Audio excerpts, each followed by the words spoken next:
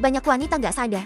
Kebiasaan kecil saat menstruasi bisa memicu masalah kesehatan serius. Bahkan, beberapa kebiasaan tertentu bisa meningkatkan risiko kanker. Apa kamu pernah melakukannya? Menstruasi itu bukan cuma sekadar keluar darah setiap bulan. Di masa ini, tubuh wanita sedang sensitif banget. Hormon berubah, lapisan rahim meluruh, dan area kewanitaan jadi lebih rentan terhadap infeksi.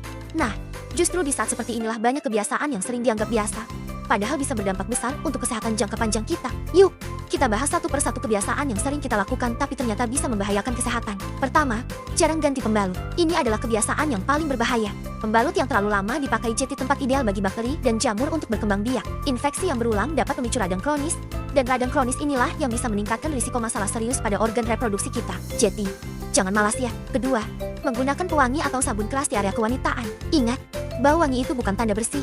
Bahan kimia kuat dan pewangi justru bisa mengganggu keseimbangan pH alami vagina, memicu iritasi, infeksi, dan peradangan yang menetap. Dan lagi-lagi, peradangan yang berkepanjangan adalah salah satu faktor risiko untuk masalah serius seperti kanker serviks dan kanker vagina. Jadi, cukup gunakan air bersih saja. Ketiga, tidak mencuci tangan sebelum dan sesudah ganti pembalut.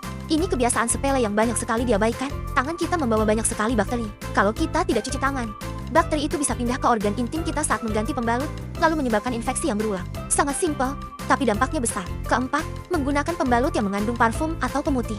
Beberapa merek pembalut memang menambahkan fragrance, pemutih, dan pewangi sintetis agar terlihat lebih bersih atau wangi. Padahal, zat-zat ini bisa menyebabkan iritasi dan reaksi kimia pada kulit sensitif di area kewanitaan. Kalau dipakai dalam jangka panjang, ini bisa meningkatkan risiko gangguan reproduksi dan masalah pada serviks. Jadi, lebih bijak dalam memilih produk ya. Kelima, sering menahan rasa sakit tanpa memeriksakannya ke dokter. Nyeri haid hebat itu bukan hal yang normal atau biasa. Ini bisa jadi tanda adanya kondisi medis seperti endometriosis, kista, atau gangguan hormonal. Kalau dibiarkan terus-menerus tanpa penanganan, lama-kelamaan bisa memicu komplikasi yang lebih serius.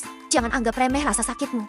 Dan yang terakhir, menggunakan menstrual tube atau tampon terlalu lama. Meskipun praktis, jika produk ini dibiarkan lebih dari waktu aman yang dianjurkan, risiko toxic shock syndrome atau TSS bisa meningkat. Ini memang kondisi yang langka, tapi bisa sangat fatal. Jadi, selalu patuhi aturan pakai produk yang kamu gunakan. Sekarang, mungkin kamu bertanya-tanya, kok bisa kebiasaan-kebiasaan ini memicu kanker? Nah, penting untuk dipahami bahwa bukan pembalutnya atau menstruasinya yang secara langsung menyebabkan kanker, tapi proses peradangan kronis, infeksi yang berulang, serta paparan bahan kimia tertentu secara terus-menerus bisa merusak sel-sel sehat di area reproduksi kita.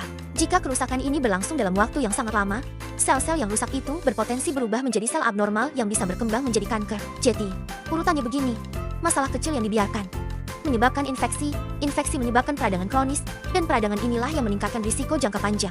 Lalu, bagaimana cara yang aman saat menstruasi? Tenang, caranya gampang kok. Pertama, ganti pembalutmu setiap 3-4 jam, atau lebih sering jika aliran darah sedang deras. Kedua, pilihlah pembalut yang tidak mengandung pewangi, pemutih, atau bahan kimia keras lainnya. Baca labelnya baik-baik. Ketiga, selalu cuci tangan pakai sabun sebelum dan sesudah mengganti pembalut. Ini wajib hukumnya. Keempat, hindari penggunaan sabun atau parfum di area intim.